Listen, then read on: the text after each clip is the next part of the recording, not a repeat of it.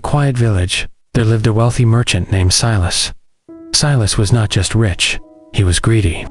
He spent his days tricking farmers out of their fields by using confusing contracts and hidden fees.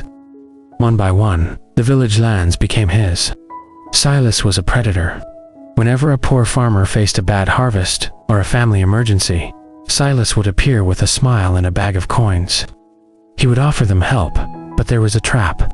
Because most of the villagers could not read or write, Silas would make them sign papers they didn't understand. He used ghost interest. Every month, he would secretly double the interest rates. By the time the poor farmers tried to pay him back, the debt was so high, it was impossible. With a cold heart, Silas would then seize their land as payment, leaving families homeless while he grew even richer. But there was one piece of land Silas wanted most. A small, beautiful farm owned by an old woman named Alara. Alara lived alone, tending to her garden, grew her own food, and was self-sufficient. Silas knew he couldn't trick Alara with money, so he used a dark path. He bribed a corrupt official to create fake ownership papers. One morning, he arrived at Alara's gate with a legal notice. "This land belongs to me now," Silas sneered. "Pack your things and leave." Alara fought back. She went to the village elders and the local judge, but Silas had already filled their pockets with gold. The judge ruled in favor of Silas. Alara was ordered to leave her home forever. The land had been owned by her ancestors.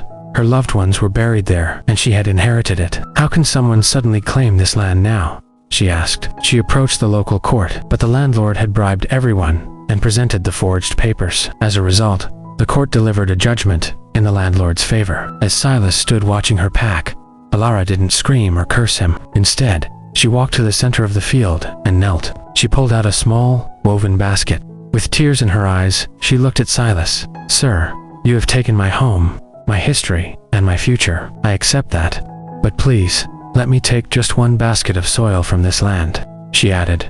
"We all are made of soil, and so it's natural to feel an attachment to it. Please allow me to take a basket filled with this soil with me. With that by my side, I'll always have the scent of this place until I die peacefully." The landlord smirked. Since he had already taken her entire land without paying a rupee, he thought he might as well let her take a basket of soil so she would leave quietly. He said, "Fine, you can fill your basket." Alara began to dig. She filled the basket until it was overflowing. When she tried to lift it, she stumbled. The basket was far too heavy for her frail arms. "Sir," she whispered, "could you please help me lift this onto my shoulder? It is my last request." Silas, wanting her gone quickly, stepped forward. He grabbed the handles of the basket and pulled. He groaned. Even for a strong man, the basket was surprisingly heavy. "Oh, you poor old lady. Didn't you think before overfilling this basket? You can't even carry this soil. How will you take it with you?" With tears in her eyes, the old lady replied, "Sir, this entire land was mine. I spent my whole life here. Yet, while I'm still alive, I cannot carry even a single basket of soil with me. I won't be able to take it with me when I die either. You, sir, have taken so much land from others. How will you carry all of it with you?"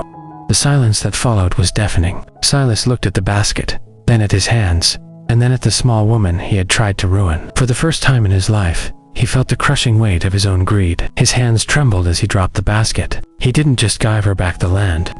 He tore up the fake papers right there.